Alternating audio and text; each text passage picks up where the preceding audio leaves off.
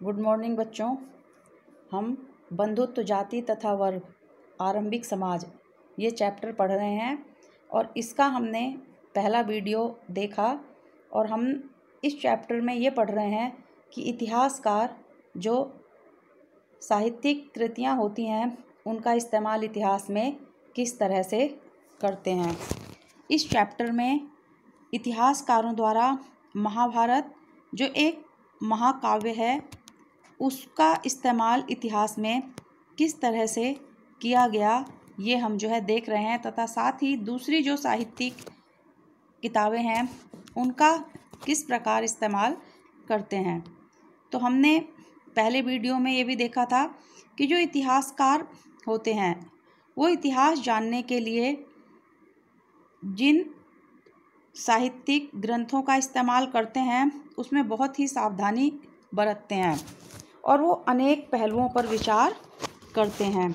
सबसे पहले वो जिन बातों का ध्यान रखते हैं वो होती है कि ग्रंथ की भाषा क्या है। अब भाषा क्या है, यानी कि वो भाषा जनसाधारण के द्वारा बोली जाने वाली है, जैसे प्राकृत, पाली या तमिल, या फिर भाषा संस्कृत है जो कि उस समय पुरोहितों के द्वारा इस्तेमाल की जाती थी। इन सब बातों को वो ध्यान में रखते हैं। दूसरा है कि ग्रंथ के प्रकार क्या हैं, जैसे मंत्र या वो कथा ग्रंथ है।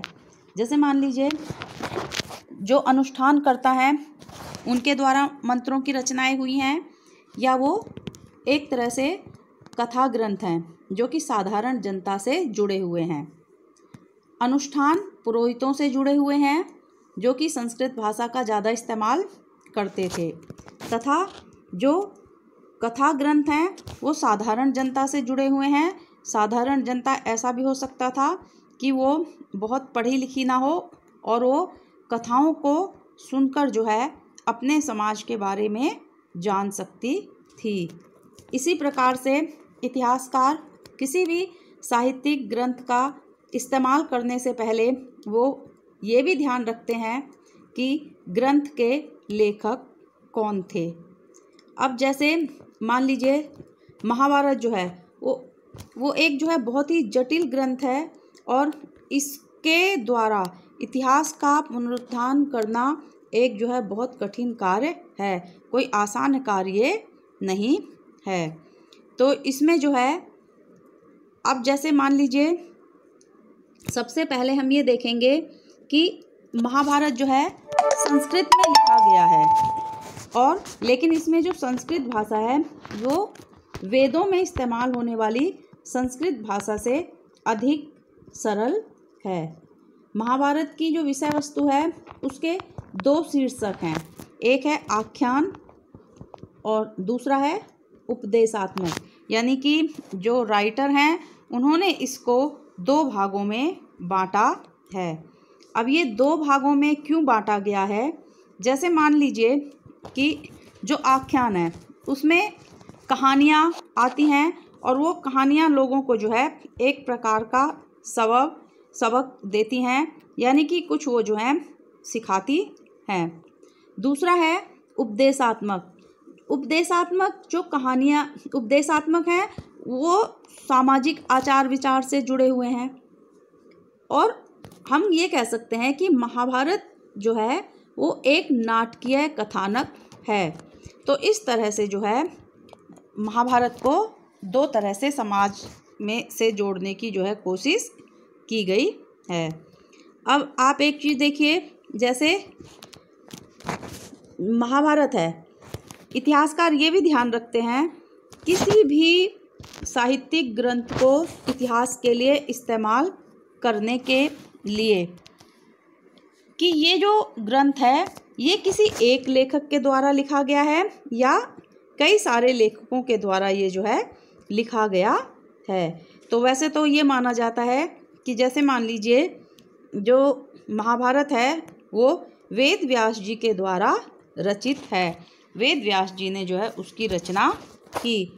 लेकिन ये भी इतिहासकारों का कहना है कि जो महाभारत है उसकी जो मूल कथा है उसको भाट सारथी, जिन्हें सूत भी कहा जाता था, उन्होंने उसको जो है रचा।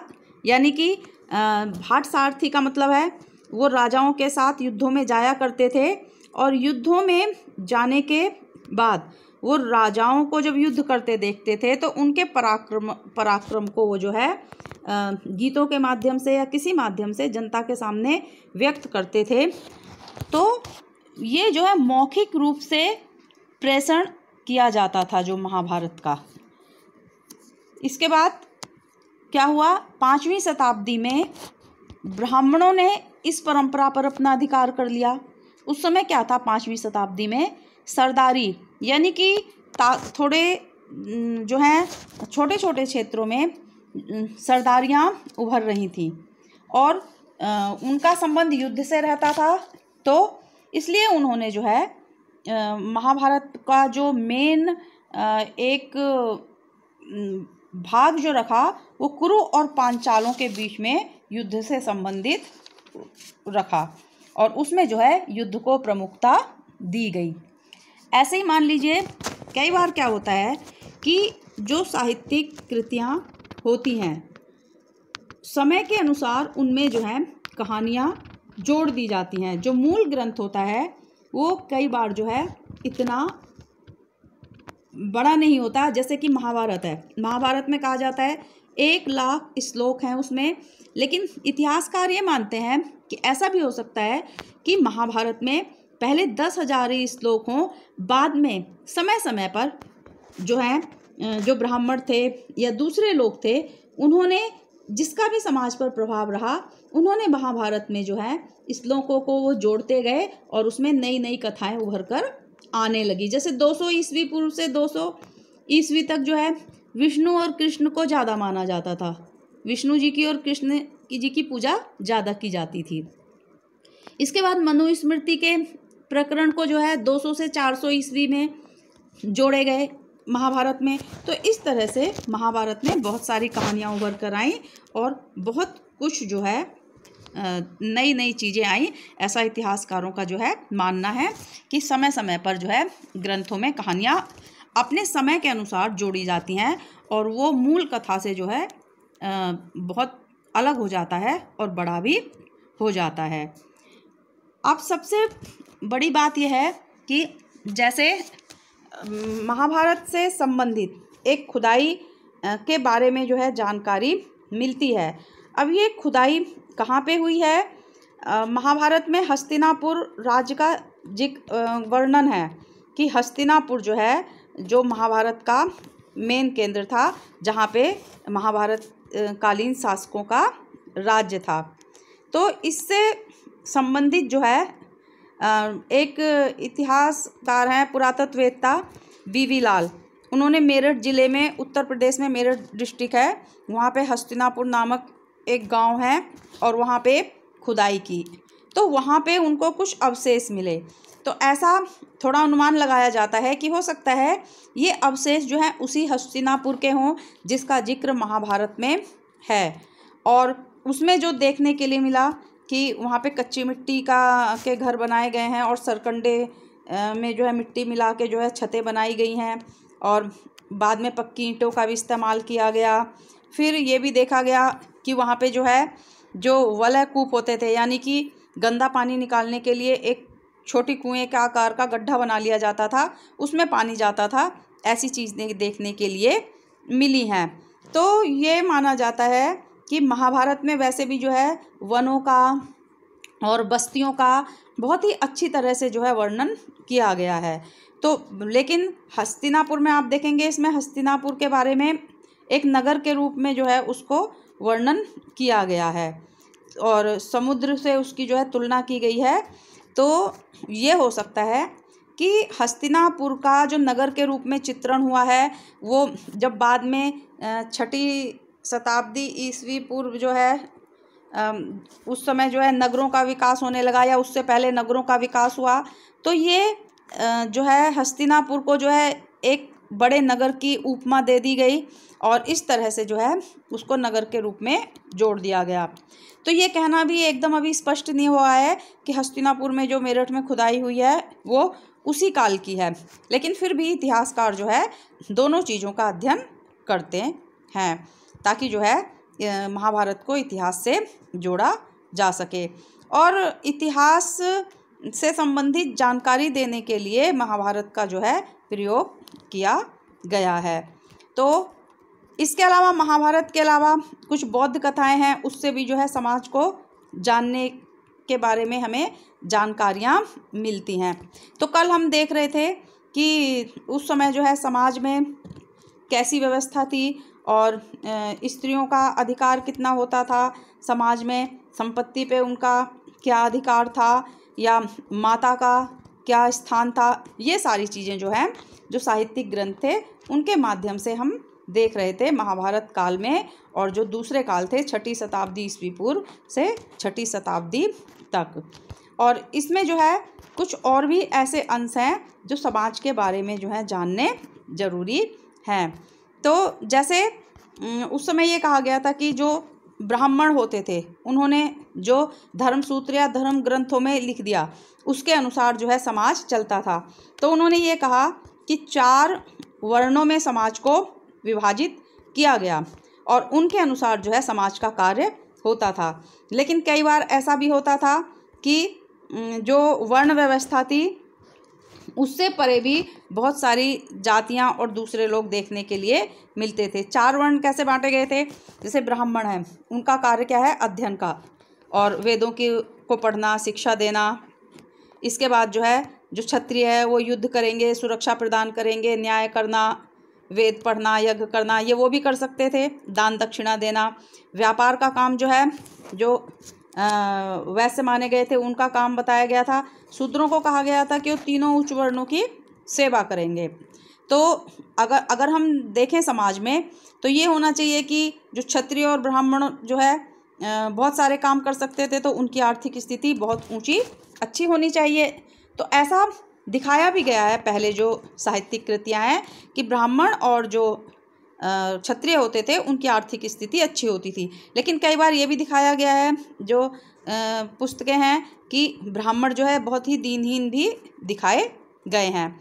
लेकिन कई बार जो है जैसे मान लीजिए मौर्य साम्राज्य था, उसमें चंद्रगुप्त मौर्य था, तो जो ब्राह्मण हैं वो तो उसको निम्न कुल का मानते हैं, लेकिन जो बौद्ध ग्रंथ हैं वो कहते हैं कि वो एक क्षत्रिय वंश का था। तो ऐसे भी मतभेद जो हैं साहित्यिक कृतियों के आधार पर आते हैं और उसमें से इतिहासकारों को जो है बहुत सोचना समझना पड़ता है। अब जैसे मान लीजिए एक राजा था, शक राजा था, रुद्रदामन।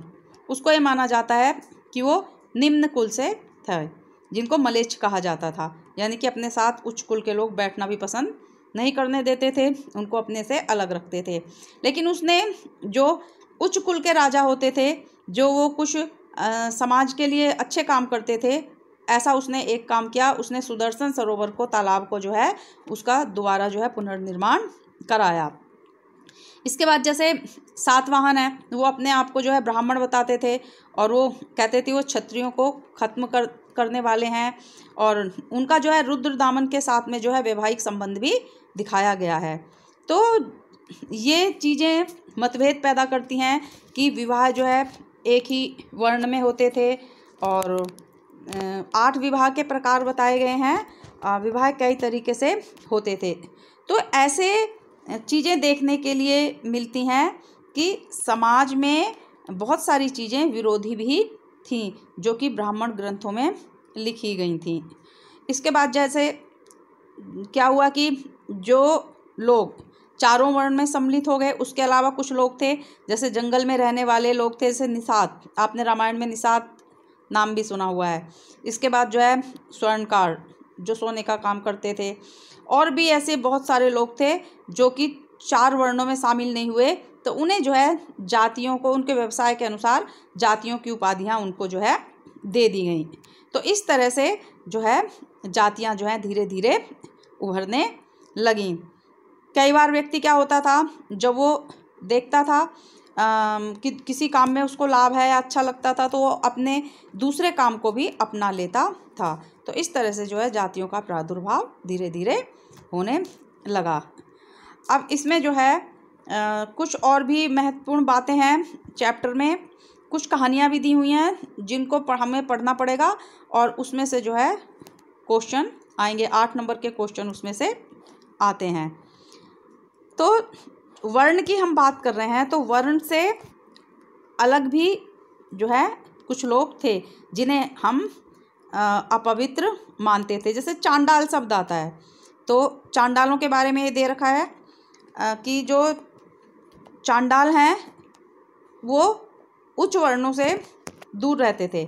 चीन का जो बौद्ध भिक्षु आए थे फाहियान, उन्होंने तो ये भी बताया अपने ग्रंथों के माध्यम से कि गांव के बाहर रहा करते थे और जब भी ये लोग निकला करते थे तो इनको क्या है डंडा बजा के आवाज़ करनी होती थी ताकि आगे चलने वाला आदमी सतर्क हो जाए कि कोई निम्न कुल का व्यक्ति आ रहा है और वो उससे छू ना जाए। तो ऐसे करके छुआछात भी पूरी तरह से जो है समाज में विद्यमान थी।